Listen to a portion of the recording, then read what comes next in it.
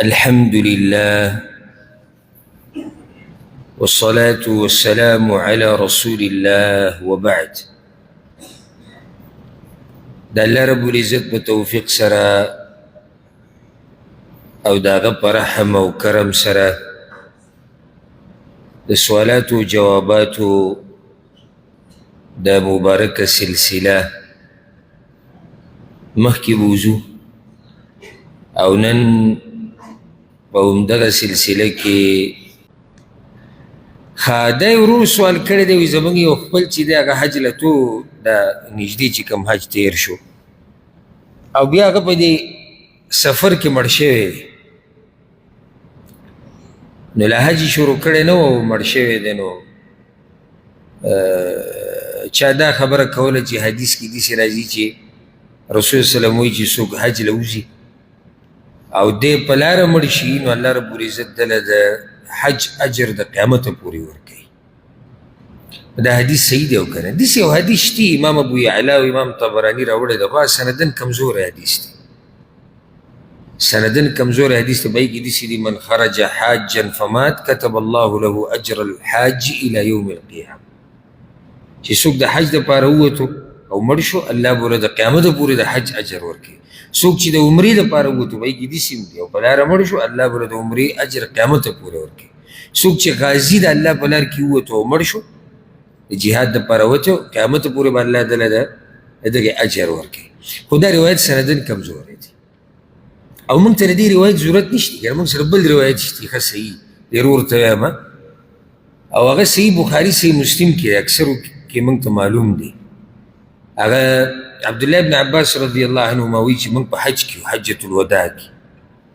او خر رجل من بعیره فوقس فمات. یو سړی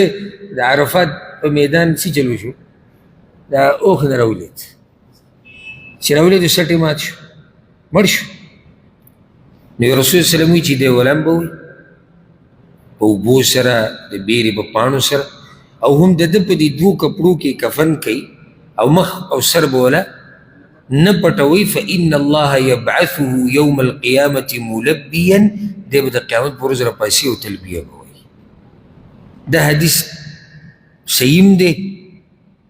او واضح دی چې الله رب العزت دې سړي له به اجر ورکړي. بلکې بل یو حدیث ته امام مسلم راوړی دی رسول صلی الله علیه وسلم وایي يبعث كل عبد على ما مات عليه. هر انسان چې په څه مړ شوی دی الله به په دې راپاسي. نو دا چې حج له وته او روانو نو دې په څه کې مړ شو عبادت له روانو الله به ورله اجر ورکوي او رب کریم دی مهربانه دی الله ډېر مهربانه دی ډېر غیرتي ذات دی. هسې که موته یې په ځان کړو او زه د اصیل او د دروند سړي خبره کوم چې سپک انسان یې د هغه خبره غاړې ته کښېږدي چې ستا خواله یو سړی درځي او ستا ملاقات له درځي او هغه ته په لاره کې څه مشکل راشي او ته ترې خبر شي ته به څه کوې ځان به ترې پټې